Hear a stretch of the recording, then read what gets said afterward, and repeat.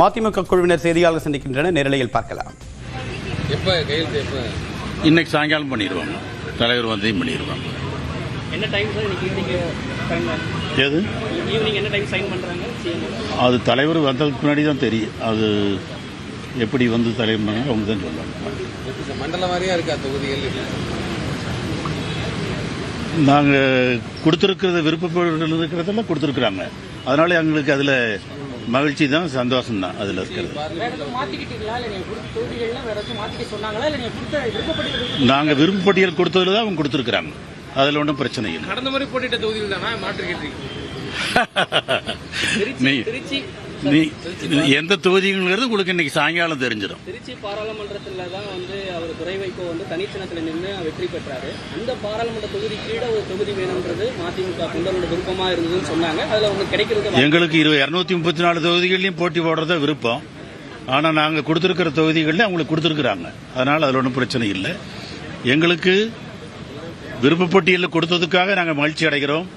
ஆனால் அதே சமயத்தில் எங்களுடைய தகுதி நிர்ணயத்தில் எங்களுடைய தரத்துக்கு தகுந்த மாதிரி கொடுக்கலிங்கிற வருத்தமும் எங்களுக்கு இருக்குது. சிலர் சிரிப்பார், சிலர் அழுவார். நாங்கள் சிரித்துக்கொண்டே அழுகின்றோம். அப்படிங்கிறது தான் எங்களுடைய நிலைமை. ரெண்டாவது, 4 தொகுதிகளும் எங்கள் சின்னத்தில் போட்டி விட முடியலைங்கிற ஒரு வருத்தத்தோடும் நாங்கள் இருக்கிறோம். நன்றி, வணக்கம். எண்ணிக்கையில் வந்த வருத்தமா, சின்னத்தில் வந்த வருத்தமா? எண்ணிக்கையிலையும் வருத்தம், சின்னத்திலையும் வருத்தம்.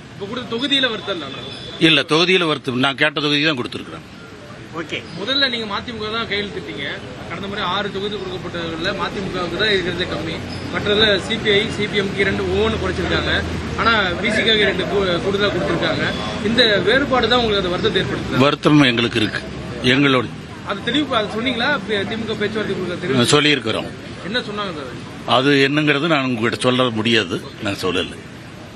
நன்றி.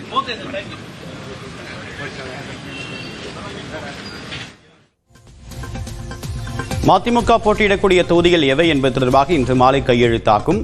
எந்தெந்த தொகுதிகள் என்பது தொடர்பாக இன்று மாலை அறிவிப்பு வெளியாகும். நாங்கள் கொடுத்த விருப்ப பட்டியலிலிருந்துதான் இந்த தொகுதிகள் ஒதுக்கீடு செய்யப்பட்டிருக்கிறது. எனவே தொகுதி தேர்வு தொடர்பாக எந்தவிதமான வருத்தமும் இல்லை. அதே நிலையில் சின்னங்களில் போட்டி மற்றும் எண்ணிக்கை குறை போன்ற 2 விஷயங்கள் தங்களுக்கு ஒரு மன வருத்தத்தை ஏற்படுத்தக்கூடிய வகையில் இருப்பதாகவும் அவர் கூறியிருக்கிறார்.